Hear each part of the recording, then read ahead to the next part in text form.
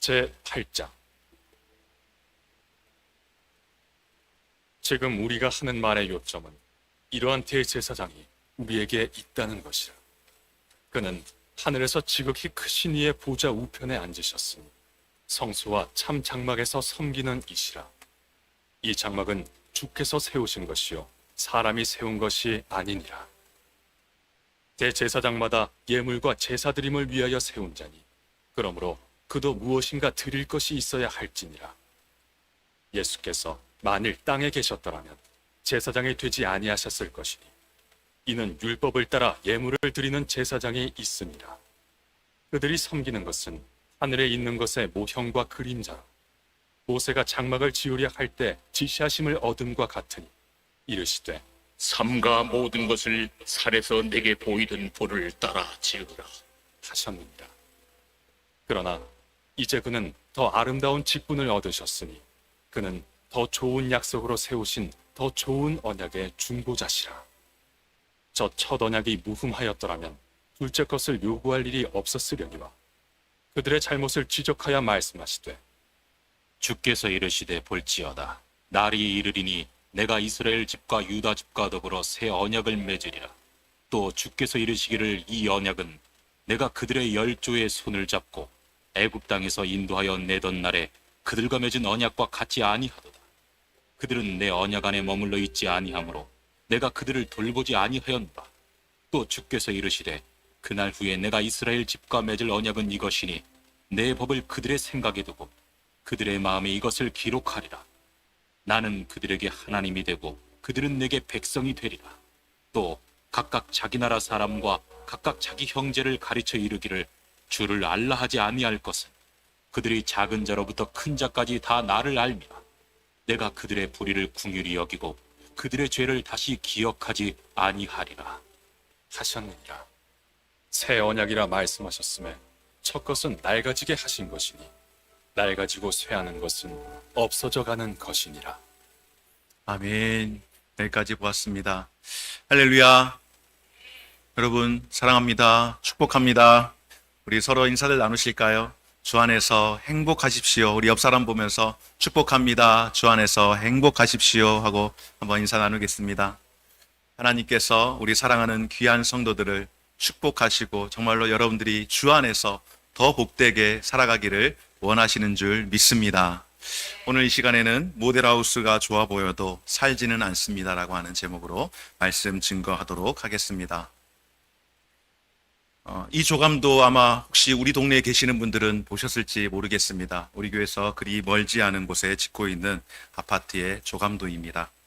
한참 지금 공사가 진행 중인 걸로 알고 있는데요. 한 2015년 한 4월인가 예정은 그렇게 입주를 한다라고 이야기를 합니다. 그런데 이렇게 아파트 조감도를 만들어 놓는 것은 아파트를 뭐 하려고 조감도 만들어 놨을까요? 건설회사가 사람들한테, 고객들한테 팔기 위해서 조감도를 이렇게 만들고 우리가 아파트를 이렇게 짓습니다라고 분양을 하는 것이죠. 그리고 이렇게 분양을 진행할 때 어떻게 하는가 하면은 고객들에게 홍보를 합니다. 이렇게 모델하우스를 만들어서 사람들로 하여금 오게 하는 것이죠. 제가 이 아파트 조감도 모델하우스를 찾느라고 구글에서 정말 한참을 찾았습니다. 이걸 찾다가 보니까는 예전에 제가 모델하우스 분양할 때 저는 개인적으로 모델하우스를 단 한 번도 가본 적이 없는데 모델하우스 분양할 때에 1박 2일 동안 이 모델하우스 분양 줄 서는 일이 있었습니다. 수원에서 실제로. 그래가지고 경찰들이 오고 뭐 난리가 나고 했었는데 서울에서는 그런 일들이 재건축하는 강남이나 이런 데서는 비일비재하게 사실은 적지 않게 많이 있습니다. 제가 서울로 출퇴근할 때 새벽에 갈 때에 이 강남에 재개발을 하는 라인을 따라서 가본 적이 있거든요. 그런데 정말로 이게 정말로 한국에서 일어날 만한 일인가? 1박 2일로 줄 서가지고 모델하우스 들어가려고 청약 신청하려고 하는데 수원에서도 그런 일이 있었는데 여하튼 제가 먼저 보였던 그 조감도의 모델하우스입니다. 그리고 이렇게 모델하우스를 만들어서 홍보를 하죠. 무엇이라고 홍보할까요? 여러분이 살 곳이 이렇게 지어질 것입니다 라고 사람들에게 홍보하고 분양을 합니다. 그리고 이 모델하우스를 실제로 가보게 되면은 그 아파트를 지을 평형에 따라서 방을 만들어 놓죠. 사람들이 보면은 정말로 좋다, 정말로 예쁘다, 정말로 살고 싶다. 야, 여기 꼭 내가 됐으면 좋겠다 하는 그런 마음으로 그런 마음을 갖습니다. 그리고 홍보를 하는 사람들은 고객들에게 그런 마음이 계속해서 그런 욕구가 들도록 하고, 청약에 당첨된 사람들은 어떻게 합니까? 모델하우스를 보면서 이제 앞으로 우리가 들어갈 집이야. 3년 후면, 4년 후면 우리가 저곳에 갈 거야. 아마 3, 4년 동안 모델하우스가 운영이 되는 동안 모르긴 몰라도 몇 차례씩은 아마 가보지 않을까? 혹시 여러분들 가운데에 분양을 이런 식으로 받으셨던 분들 가운데에 내가 처음 분양받고 입주할 때까지 나는 모델하우스 한 번도 안 가보았어. 그러는 분보다는 아마도 최소한 한두 번 정도는 그래도 궁금해서 어떻게 생겼었지? 안방은 어떻게 생겼더라? 창은 어떻게 만들어지지? 그렇게 생각하면서 모델하우스를 한두 번쯤은 다 경험을 해보지 않았을까 생각을 합니다. 그렇게 우리 가족들이 들어갈 집이라고 생각을 하면서 기다리며 기대를 하면서 살아갑니다. 바로 이것이 모델하우스가 존재하는 이유입니다. 그러나 시간이 지나면은 어떨까요? 이 집의 입주 예정자가 시간이 지나면은 모델하우스를 점점점 잊어버리게 됩니다. 아니, 잊혀지게 됩니다. 왜 그렇습니까? 이제 모델하우스가 아닌 시간이 지나서 약속한 날이 되면은 잔금을 다 치르고 실제로 내가 살 집이 완공이 되면은 더 이상은 모델하우스를 가야 할 이유도 없고 그럴 필요도 없기 때문입니다. 이제는 모델하우스로 집 구경을 가는 게 아니라 정말로 내가 살 집에 들어가게 되는 것인 줄 믿습니다. 그런데 어떤 사람이 모델하우스를 보고 이렇게 생각을 하는 겁니다. 모델하우스가 너무너무 좋은 거예요. 내가 들어갈 집보다 모델하우스가 훨씬 더 최고의 그런 어떤 제품들을 다 세팅을 해놨기 때문에 너무너무 좋아 보이는 거예요. 그렇다고 해서 그게 아무리 좋아 보인들 여러분, 모델하우스에서 살 수 있을까요? 그렇지 않죠. 왜냐하면 모델하우스는 진짜가 아니기 때문입니다. 모델하우스는 사람이 살 수 있도록 만들어 놓은 집이 아니기 때문입니다. 그야말로 이렇게 지을 겁니다라고 사람들에게 보여주기 위해서 모형으로, 그림자로 보여준 것이기에 모델하우스는 아무리 좋아 보여도, 아무리 좋은 자재를 갖다 놓고 그렇게 제작을 하였어도 모델하우스는 결코 살 곳이 아닙니다.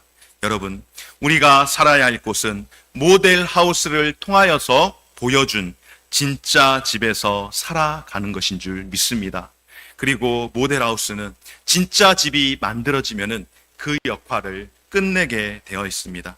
그래서 우리는 모형이 아닌 진짜 된 것, 더 좋은 약속이 있음을 오늘 말씀을 통하여서, 특별히 히브리서 말씀을 통하여서 함께 배우고 기억할 수 있는 시간이 되어지시기를 주의 이름으로 축원합니다. 오늘 함께 본 히브리서 8장에 있는 말씀은 모세의 율법을 통하여 세워진 대제사장과 그리고 하나님과 사람들 사이를 연결했던 이 대제사장, 그들의 역할이 가고 이제 약속을 따라서 대제사장이 아닌 새로운 대제사장이신 새 언약을 입고 오신, 새롭고 그리고 완전하시고 그리고 옛날에 율법 시대에 있었던 대제사장보다 훨씬 더 우월하신 영원한 대제사장 예수 그리스도가 우리에게 오셨음을 소개하는 말씀입니다. 히브리서 기자는 이제 오늘 말씀을 통하여서 하늘 장막과 땅의 장막, 하늘의 실체와 이 땅의 모형에 관하여서 비교하면서 대조를 이루어가면서 어떠한 것이 진짜이고 우리가 무엇을 소망해야 하는지를 말씀을 하고 있는데요. 옛 언약보다 더 좋은, 아니 본질적으로 새로운 언약의 중보자로 예수 그리스도께서 우리에게 오셨음을 말씀을 합니다. 오늘 우리가 보았던 말씀 가운데에 3절 말씀부터 한번 보시면은요. 대제사장마다 예물과 제사 드림을 위하여 세운 자니 그러므로 그도 무엇인가 드릴 것이 있어야 할지니라. 그들이 섬기는 것은 하늘에 있는 것의 모형과 그림자라. 모세가 장막을 지으려 할 때에 지시하심을 얻은 것 같으니 이르시되 삼가 모든 것을 산에서 내게 보이던 본을 따라 지으라 하셨느니라. 그러나 이제 그는 더 아름다운 직분을 얻으셨으니 그는 더 좋은 약속으로 세우신 더 좋은 언약의 중보자시라. 아멘. 여러분, 제사장의 역할이 무엇일까요? 제사장의 역할을 한마디로 이야기하면은 하나님과 사람들 사이를 연결하는 다리의 역할을 하는 것이 제사장입니다. 그래서 이 제사장이라고 하는 이 히브리어의 이 어원이 뭐냐면은 바로 다리라고 하는 뜻을 가지고 있습니다. 하나님과 사람들과의 그 사이를 연결하는 다리가 바로 제사장의 역할인데, 율법 시대에는 바로 이 제사장들이 백성들의 죄를 대속하기 위하여서 때가 되면은 날마다 짐승을 잡고, 그리고 그 피로 백성들의 죄값을 치르게 하는 제사를 드렸습니다. 제사를 드릴 때에 연기가 피어오르고, 제물이 탈 때에 연기가 피어오르면서 백성들의 그 죄가 사해지는 것을 백성들이 상징적으로 그것을 보고 경험을 하게 되었습니다. 그런데 문제는 대제사장이 1년에 한 번씩 대속죄일, 유대력으로 7월 10일인데요. 이 대속죄일이 되면은 지성소에 들어가는데, 대제사장 역시 아론의 반차를 따라온 이 대제사장 역시 그들도 죄에 대해서 자유로울 수 없기 때문에 그들이 먼저 하나님 앞에 속죄함을 받습니다. 대제사장이기 때문에 소를 잡아서 그렇게 하나님 앞에 제물로 바치고, 그리고 그 이후에 제사장이 자신의 죄를 먼저 속죄함을 받은 이후에 그 다음에 백성들을 위하여서 제사를 드리고 그렇게 살아가는 것입니다. 그런데 여러분, 그 유효기간이 있습니다. 얼마일까요? 1년입니다. 1년. 그래서 해년마다 대속죄일이 되면은 수많은 백성들이 자신들의 죄를 회개하고 하나님 앞에 용서를 구하기에 각자 가정에서 짐승을 가져와서 제사장을 통하여서 그 제물을 올리고 그것을 피워서 연기로 올려드릴 때에 대속죄일이 되면은 정말로 며칠 동안은 그곳에서 계속해서 짐승이 타고 냄새가 올라오는, 그때는 무엇인가 있어 보이는 그런 일들이 있지만, 여러분, 연기가 어떻습니까? 연기라고 하는 특징은 잠깐뿐인 겁니다. 안개와 같은 겁니다. 그때는 뭔가 일어나는 것 같지만은 그 시간이 지나고 나면, 그리고 때가 지나고 나면 다시 똑같은 일들을 반복해야 하는, 그것이 바로 구약의 제사 방법이라고 하는 사실입니다. 그런데 오늘 5절 말씀에 무엇이라고 이야기하고 있습니까? 대제사장이 심혈을 기울이고, 정말로 영광스러운 일이지만은 그 직무가 조마조마하고 조심조심하면서 그 섬기는 직과 역할이 무엇인가? 바로 그것은 모형과 그림자일 뿐이라고 오늘 말씀을 하고 있습니다. 그러니까 여러분 어떻습니까? 모형과 그림자라고 하는 것은 진짜가 아니라는 것이죠. 그리고 조금 더 긍정적으로 우리가 생각을 해본다면, 모형과 그림자라고 하는 것은 진짜가 있기 때문에 사람이 그림자가 보일 때에 그림자를 보면서 이야기하는 사람이 있습니까? 아무도 없습니다. 그러나 그 그림자에 분명히 진짜가 있다라는 것을 알기 때문에 그 진짜를 우리가 보게 되는 줄 믿습니다. 또한 오늘 6절 가운데에 우리에게 그것을 소개하는데요. 바로 그 진짜가 무엇인지를 우리에게 소개하는데, 본체와 실제이신 그리스도께서 더 좋은 언약의 중보자로 우리 가운데 오셨다라고 말씀하며, 더 아름다운 직분을, 더 좋은 약속을, 더 좋은 언약의 중보자로서 우리에게 오셨음을 우리에게 말씀하시고, 그렇게 예수 그리스도께서 오늘 우리에게 오신 줄 믿습니다. 아멘. 사랑하는 여러분, 예수님은 옛 언약의 모든 것보다 더 우월하신 분이시라고 말씀을 합니다. 또한 모든 면에서 완전하신 분이라고 말씀합니다. 그리고 모든 것에서 우월하시고 완전하신 그 예수 그리스도께서 바로 저와 여러분, 우리를 위해서 중보하고 계신다라고 말씀을 합니다. 그리고 예수님의 그 중보로 인하여서 우리가 견고히 서게 될 것을 약속을 하시는데요. 이것이 옛 언약, 바로 아론의 반차를 따라서 온 대제사장과 바로 하나님으로부터 보냄을 받으신 예수님의 그 근본적인 차이인 줄 믿습니다. 앞서 말씀을 드린 것처럼 대제사장들은 어떻게 한다고요? 아론의 반차를 따라온 대제사장들은 대속죄일이 되면은 1년에 한 번씩 자신을 위해서 짐승을 잡아 그 제단에 피를 뿌리고 먼저 죄 씻음을 받은 이후에 제사장으로서의 그 역할을 감당했지만, 예수 그리스도께서는 어떻게 하셨다고요? 이 땅 가운데 오셔서 단번에 완벽하게, 이 단번에라고, 이 한 번이라고 하는 것은 일반적 대제사장들이 했던 그런 짐승을 잡는 것과는 다른 완벽한, 더 이상 두 번이 필요 없는 완벽한 제물로서 그 모든 일들을 성취하시고 중보자로서 우리에게 찾아오신 줄 믿습니다. 그러므로 우리는 예수님께 행하신 완전하고 특별한 사역을 믿고 의지하며 나아가야 하는 줄 믿습니다. 사랑하는 여러분, 예수 그리스도만이 완벽하고 완전한 제물 되어 주심으로 말미암아 우리에게 유일한 길과 진리요 소망이 되어 주시는 줄 믿습니다.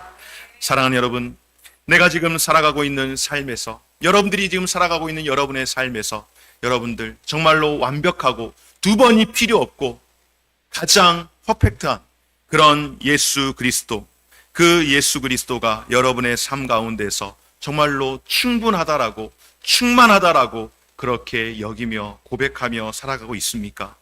예수 그리스도가 내 삶의 모든 영역에서 충만하게 역사하고 계시며 또한 나를 통치하시고 다스리도록 그렇게 여러분의 삶을 예수 그리스도께 내어드리면서 살아가고 있느냐 하는 것입니다. 정말로 내가 주님만 바라보고 살아가고 있는지, 아니면 신앙생활을 오래오래 하다 보니 기본적으로 그냥 의식 가운데에 내가 하나님의 은혜로, 하나님의 전적인 그 은혜로 구원받았다라고 하는 그 마음, 그거 하나가 무슨 대단한 훈장처럼 생각하면서 그거 하나 마음 가지고 안주하면서 이 땅 가운데서 그냥 편안함으로 그냥 하나님이 알아서 은혜로 하시겠지라고 하면서 살아가고 있지는 않는지 우리의 자신을 다시 한번 돌아보며 무엇이 더 좋은지를 모르고 그냥 마치 그림자를, 모형을, 그림자는 모형은 커 보입니다. 화려합니다. 여러분, 그림자의 특징이 무엇인 줄 아십니까? 그 시간에 따라서 그림자는 작아지기도 하지만은 그 시간에 따라서 그림자는 굉장히 길어 보이고 커 보입니다. 그래서 본체보다 훨씬 더 무엇인가 있어 보이고 유용이 있어 보이는 것이 또한 그림자의 맹점이기도 합니다. 모형은 또 어떨까요? 아까 말씀을 드린 것처럼 저도 이사를 갔는데요. 이사를 가는데 형편이 넉넉치 않으니까는 집에 이사를 들어갈 때에 물건을 새로 바꾼 것이 하나도 없었습니다. 그래서 먼저 쓰던 것, 결혼해서 한 10년 동안 쓰던 것, 그거 다 그대로 가지고 들어갔더니 새 집 들어갔는데 헌집됐더라고요. 그런데 여러분, 모델하우스는 어때요? 모델하우스는 그렇지 않죠. 모델하우스는 고객들을 위해서 가장 좋은 최고의 브랜드를 다 갖다가 채워 놓습니다. 그래서 사람들로 하여금 정말로 현혹되게 하죠. 한 10년 살던 쓰던 물건 다 갖다 놓고 여러분이 들어갈 모델하우스입니다라고 이야기하면 여러분, 누가 그거 보고 들어가고 싶어 하겠습니까? 그런데 여러분, 모델하우스는 어떻다고요? 살 곳은 아닙니다. 왜냐하면 모델하우스는 모델하우스이기 때문에.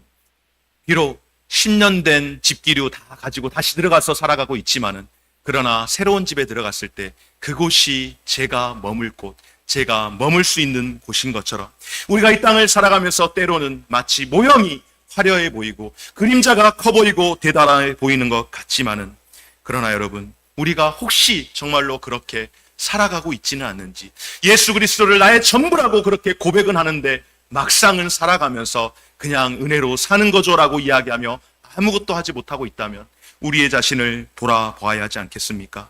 마태복음 6장 24절 말씀을 통하여서 우리에게 말씀합니다. 무엇이라고 말씀합니까? 한번 같이 읽어보겠습니다. 시작! 한 사람이 두 주인을 섬기지 못할 것이니 혹 이를 미워하며 저를 사랑하거나 혹 이를 중히 여기며 저를 경히 여김이라. 너희가 하나님과 재물을 겸하여 섬기지 못하느니라. 아멘. 그렇습니다, 여러분. 우리는 오로지, 아니 오직 예수 그리스도를 우리의 유일한 구원자여 소망이라고 그렇게 고백할 때에 그냥 은혜로 되었다라고 그냥 가만히 있는 삶이 아니라 그것을 은혜로 여긴다면은 내가 오늘도 하나님 앞에서 믿음으로, 하나님 믿음으로 살아갈 수 있게 하여 주시고 하나님의 은혜로 내가 살아가는 인생, 더 하나님 앞에 가까이 주님 닮아가는 삶을 살아갈 수 있도록 은혜해 주시기를 늘 기도하며 깨어 살아갈 수 있는 저와 우리 모든 성도님들 되어 주시기를 주의 이름으로 축원합니다. 우리가 두 주인을 섬길 수 없다라고 분명히 말하는 것, 예수 그리스도를 우리의 삶의 주인으로 주님과 함께 매일매일을 동행하는 저와 우리 모든 성도들 되어주시기를 주의 이름으로 축복합니다.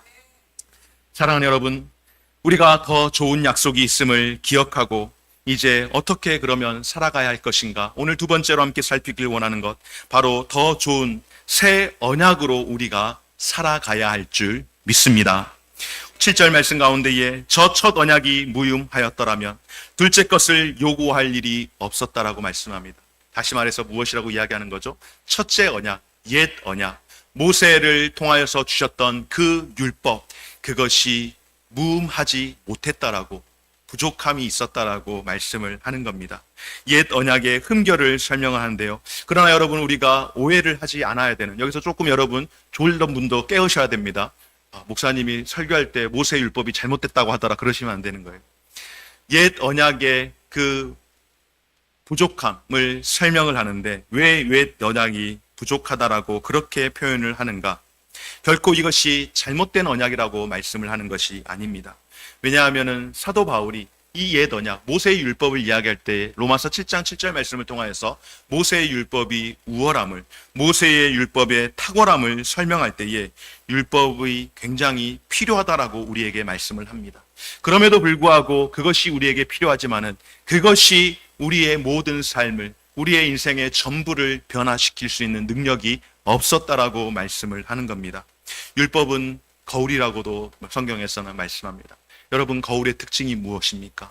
거울은 나를 보는 겁니다. 바로 이 율법을 통하여서 나의 연약함을 볼 수 있게 하셨고, 이 율법을 통하여서 우리의 죄를 깨닫게 하신 것입니다. 바로 율법을 통하여서 우리가 죄를 볼 수 있도록, 죄를 알 수 있도록 하셨는데, 그럼에도 불구하고 여기에서 이 율법이 무흠하지 못했다라고 하는 이 첫 언약 무엇일까요? 이 율법이 죄를 볼 수 있게 하고 그 죄로 인하여서 내가 죄인이라는 것을 깨닫고 죄책을 갖게 되었지만은, 그러나 그 율법이 사람을 변화시키지는, 사람을 새롭게 하지는 못했기에, 그래서 이 옛 언약이 무음하지 못했다라고 그렇게 말씀을 하는 겁니다. 분명 율법을 통하여서 하나님께서 모세에게 이 율법을 주실 때에, 여러분, 누가 주셨다고요? 하나님께서 모세에게 율법을 주셨습니다. 하나님이 모세에게 주신 것이기에, 하나님이 우리에게 주신 것이기에 결코 결여됨이 없이 완벽하고 가장 최고의 것을 하나님이 우리에게 주신 줄 믿습니다. 그런데 그것을, 가장 좋은 것을 사람이 받았지만 어떨까요? 사람이 죄로 인하여서, 우리의 죄로 인하여서, 우리의 연약함과 부족함으로 인하여서 그 율법을 우리는 지킬 수 있는 능력이 없었기에 오히려 이 율법이 더 이상 무음하지 않는, 문제가 되는 부족한 말씀이 되어버렸다라고 하는 것입니다. 이런 겁니다. 예를 들어서 약속을 했습니다. 제가 우리 권사님과 약속을 했습니다. 약속을, 어떤 걸 가지고 약속을 했는데 그 약속을 지키지 못하게 되었습니다. 그 약속이 파괴가 된 것이죠. 그러면 여러분 어떻게 되는 겁니까? 그 약속은 더 이상 효력을 상실했기에 그 약속은 더 이상 힘이 없는 겁니다. 지키지 못했기 때문에 결국 우리가 율법을 지키지 못했기에, 율법을 통하여서 우리가 죄인이라는 것을 깨닫기는 했지만은 결국 죄인이라는 것을 깨달았다라고 하는 것은 무엇인가 하면은 우리가 율법을 어기게 되었다라고 하는 것이죠. 그래서 율법을 어기고 우리가 죄로 인하여서 이 율법으로는 더 이상 구원받을 방법이 없게 되었기에, 그래서 어떻다고요? 바로 둘째 언약을 하나님께서 우리 가운데에 허락하신 줄 믿습니다. 이에 하나님께서 소망이 없는 이스라엘 백성들에게 바로 둘째 언약인 새 언약을 주시고, 이번에는 옛 언약과 같이 모세에게 두 돌판을 주신 것이 아닙니다. 첫 번째 율법은 시내산에서 하나님께서 두 돌판을 주셨죠. 그리고 그 두 돌판은 어디에 있습니까? 성막 안에, 지성소의 법궤 안에 들어가 있는 것입니다.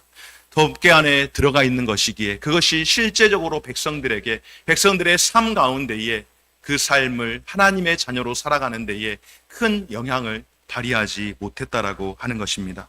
그래서 하나님이 둘째 언약, 새 언약을 우리에게 주셨는데 어디에 주셨습니까?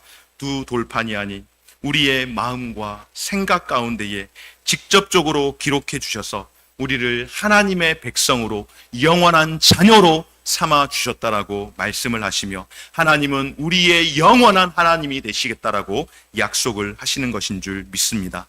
한마디로 이야기해서 우리의 심령에, 우리의 마음에, 우리의 신비를 새겨 주신 겁니다. 우리의 마음에 기념비를 새겨 주신 줄 믿습니다. 바로 성령 하나님께서 우리 가운데에 내주하셨습니다. 성령님이 우리 가운데 함께 하심으로 말미암아서 우리가 그 말씀, 바로 예수 그리스도를 우리의 안에 모시고 성령이 우리와 함께 하심으로 인하여서 우리가 주님과 함께 살아가도록 하신 것, 이것이 바로 하나님이 우리에게 허락하여 주신 두 번째 율법이라고 말씀을 하는데요. 고등학교 때 저희 학교가 이렇게 합창제를 했었습니다. 제가 음악을 못하지만은 노래는 좋아했습니다. 그리고 음악 선생님이 옥산이 너는 합창부 들어가, 그렇게 해가지고 합창부에 들어가서 이제 가을에 이렇게 축제를 할 때 합창제를 하게 됐는데, 문제는 아이들이 합창제 나가겠다고 뭐 한 30명을 모아야 되니까 30명을 이렇게 모아서 하는데, 문제는 무엇인가 하면은 아이들이 악보를 볼 줄을 모른다는 겁니다. 노래는 부를 줄 아는데 악보를 볼 줄을 모르는 거예요. 그래서 악보를 주니 그 악보를 가지고 노래를 부르지 못하는 거예요. 그때 불렀던 노래가 고향 생각하고 생명의 양식 두 곡이었습니다.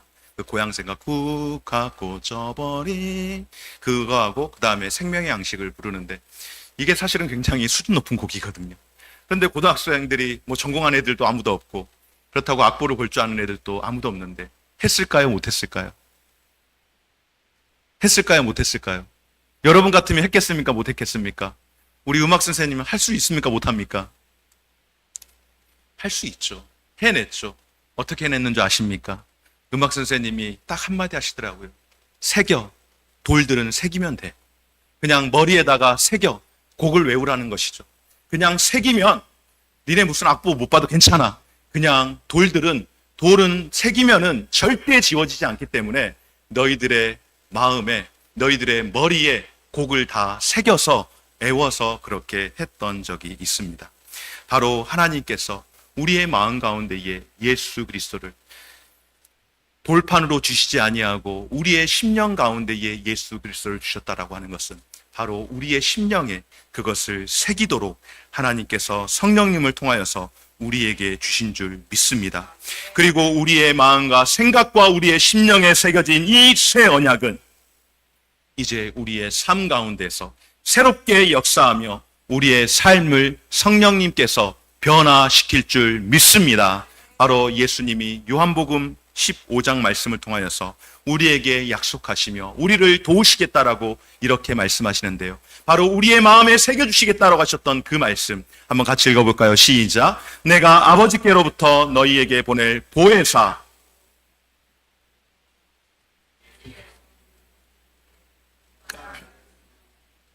너희도 처음부터 나와 함께 있었으므로 증언하느니라. 아멘. 바로 우리 안에 있는 보혜사 성령님을 통하여서 우리로 하여금 그리스도의 자녀로 살아갈 수 있도록, 그리고 증거하며 살아갈 수 있도록, 내가 하나님의 자녀입니다. 내가 예수를 믿습니다. 여러분들도 하나님의 자녀가 되십시오. 예수를 믿고 구원받아 복된 삶을 사십시오라고 성령님께서 우리에게 증언하게 하시는 줄 믿습니다. 사랑하는 여러분, 성령은 신비로운 역사로 우리의 지적이고 정서적이고 의지적인 모든 영역이 우리의 삶이 전인격적으로 변화될 수 있도록 우리를 도우시는 줄 믿습니다. 하나님의 말씀에 자발적으로 순종하며 더 높고 영적이고 도덕적인 삶을 살아가도록 우리를 만들어 가시는 줄 믿습니다. 하나님의 사랑 안에서 하나님의 자녀로서 하나님의 자녀답게 살아가게 하시는 분이 바로 새 언약 되신 우리 주 예수 그리스도인 줄 믿습니다. 제가 중학교 3학년 때 시골에서 처음으로 서울에 놀러 왔었습니다. 목포에서 출발해가지고 도착하는 종착지가 수원역이었어요. 제가 중학교 3학년 때 1991년이거든요. 그때 저희 형제들 몇 해가지고 여기 서울에 있는 큰 누님네 이렇게 놀러를 왔는데, 오라고 해서 여름방학 때. 지금도 잊어버리질 않아요. 그때 기차를 탔는데 돈이 별로 없잖아요. 그래서 그때 당시에 운행하던 기차가 있었습니다. 들어보셨죠? 새마을호 말고 비둘기호. 가난한 학생이 무슨 새마을호를 탔겠어요? 새마을호는 자주 있지도 않았어요. 하루에 몇 대 없었던 것 같아요, 제 기억. 그래서 비둘기호를 탔어요. 비둘기호가 무슨 열차인 줄 아세요, 여러분? 완행열차예요, 완행열차. 시골에서 완행버스는 정류장이 필요 없어요. 사람이 곧 정류장. 내가 있는 곳에 손을 들면 버스가 딱 쓰는 게 완행버스거든요. 근데 기차는 그렇게까지는 하진 않더라고요. 정해진 역에서 쓰는데, 모든 역, 정말로 개미새끼 한 마리 안 보이는 역에서도 그냥 차가 서야 돼요. 서서 사람이 오르고 내리는 사람이 없어도 서는데 정확하게 제가 기억이 안 나는데 8시간? 한 10시간 가까이 간 것 같아요. 한 2시간 타고 갔더니 지쳐가지고 못 가겠는 거예요. 기차에서 막 지치고, 그리고 그때 더운 여름에 선풍기 몇 개 돌아가는 게 전부였기 때문에 멈추면은 너무너무 힘들고 짜증나는 거예요. 왜냐하면은 더우니까. 그나마 기차가 달릴 때는 조금 시원한 바람 때문에 견딜만한데, 아침에 일찍 출발했는데 저녁 때쯤 다 돼서 도착을 했었습니다. 비둘기호가 그랬어요. 그리고 지금도 생각이 나는데 서대전쯤에서 이 기차가 그 몸치 하나로 그걸 못 끌고 가는 거예요. 너무 과부하가 되어서. 그래서 서대전에서 기차 그 머리를 이끄는 거 있잖아요. 그거를 기관차를 바꿔야 돼요. 바꿔서 그리고 서대전에서 다시 올라가는 거예요. 그렇게 올라가는데 서대전까지 들어갔는데 기차가 왔던 길로 다시 뒤로 가는 것 같아가지고 저희가 순간 당황해서 이거 서울 가는 거 아닌가? 이거 다른 데 가는 건가? 놀래가지고 우리가 분명히 내린 적이 없는데 기차 길이 바뀌었나? 굉장히 조마조마했는데 그래서 물어봤어요. 이거 서울 가는 거 맞느냐고.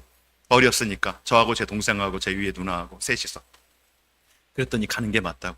그렇게 해서 우여곡절 끝에, 우여곡절까지 고생한 건 아니지만 그 더위를 이겨가면서 그렇게 해서 비둘기호를 타고 올라왔었습니다. 그리고 내려갈 때는 통일호를 타고 내려갔어요. 새로운 세상을 경험한 것 같았어요. 지금은 비둘기호도 통일호도 다 없어졌습니다. 제가 저희 본가에 내려가려면은 여기 동탄이나 아니면 수서에서 보통 SRT를 타고 가는데요. 식구 데려가기에는 돈이 너무 많이 들어서 저 혼자 갈 때는 기차를 타고 가요. 딱 2시간 한 50분이면 도착하더라고요. 굉장히 빨라지고 좋아졌죠. 그런데 여러분, 내가 처음 tas던 그 열차가 비둘기호였기 때문에 이 비둘기호는 내 인생의 열차야. 나는 비둘기호만 탈 거야 하고 지금 비둘기호 있지도 않아요. 그런데 SRT가 다니고 KTX가 다니는 그곳에서 나는 비둘기호를 타겠다고 가서 비둘기호 티켓 달라라고 이야기할 수 있을까요? 여러분, 그럴 수 없는 겁니다. 새로운 언약이 우리에게 주어진 줄 믿습니다. 새 언약이 우리에게 주어졌는데 옛 언약으로 할 수 없는 옛 언약을 가지고 계속해서 이야기하는 것은 정말로 어리석은 것 아니겠습니까? 추억으로 우리가 생각해 볼 수 있죠. 그때 하나님이 내게 그렇게 큰 은혜를 주셨지. 그런데 그 추억이 될 만한 그 은혜를 가지고 여전히 나는 그 은혜로 산다라고 이야기하면은 여러분, 지금 말씀을 드린 것처럼 나는 비둘기호를 타는 인생이고 나는 비둘기호로 살아갑니다라고 그렇게 고집하는 것과 무엇이 다르겠습니까? 사랑하는 여러분, 그리스도인의 삶은 어제보다 오늘이 훨씬 더, 그리고 내일이 훨씬 더 나아지는 삶인 줄 믿습니다. 그리고 성령님을 기억하며 함께하는 삶은 분명하게 하나님이 은혜를 주시는 줄 믿습니다. 모델하우스가 아무리 좋아 보일지라도 모델하우스는 살 수 없는 곳인 것처럼 옛날에 비둘기호를 타고 통일호를 타고 여행을 다녔지만은 지금은 우리가 그 열차 잊지도 않을 뿐만 아니라 그 열차 타고 다니는 게 아니라 지금 훨씬 더 좋은 새로워진 것을 우리가 타고 다니는 것처럼 이제 우리는 새 언약의 대제사장으로 오신 예수 그리스도를 통하여서 언제든지 구약시대 때는 1년에 단 한 번 나갈 수 있었고 그리고 그것을 매번 반복하면서 짐승을 죽여야 했지만은 이제는 언제든지 우리가 하나님 앞에 주의 보좌로 이렇게 오늘 나와서 예배할 수 있게 하신 줄 믿습니다. 사랑하는 여러분, 예수님은 더 좋은 언약의 중보자가 되시고 우리가 옛사람의 옛 습관을 따르지 아니하고 변화된 존재로 살아가게 하는 분이심을 믿습니다. 예수 그리스도의 들속의 은혜로 새 언약 백성된 자로서 이제 그 은혜 가운데에 날마다 새로운 삶을 누리며 우리 안에 내주하시는 성령님의 인도하심을 따라서 늘 주님을 닮아가는 거룩한 삶을 추구하는 저와 우리 모든 성도님들이 되어주시기를 주의 이름으로 축원합니다. 이 시간에 말씀 한 절 함께 읽고 기도할 터인데 우리가 그렇게 거룩한 삶을 추구할 때 하나님이 우리에게 어떠한 은혜를 주시는가, 어떠한 은사를 주시는가, 어떠한 열매를 주시는가, 바로 갈라디아서 5장 22절 23절을 통하여서 주신 성령의 열매를 우리에게 맺게 하시는 줄 믿습니다. 함께 읽겠습니다. 시작. 오직 성령의 열매는 사랑과 희락과 화평과 오래 참음과 자비와 양선과 충성과 온유와 절제니 이 같은 것을 금지할 법이 없느니라. 아멘. 오늘 이 말씀 기억하면서 새 언약 대신 예수 그리스도가 우리의 유일한 소망이며 또한 우리의 가장 가까운 친구 되어 주심을 믿고 그 예수님 찬송하며 그 주님 따라 살아갈 수 있는 저와 우리 모든 성도들 되어지시기를 주의 이름으로 축복합니다. 우리 함께 찬송하시겠습니다.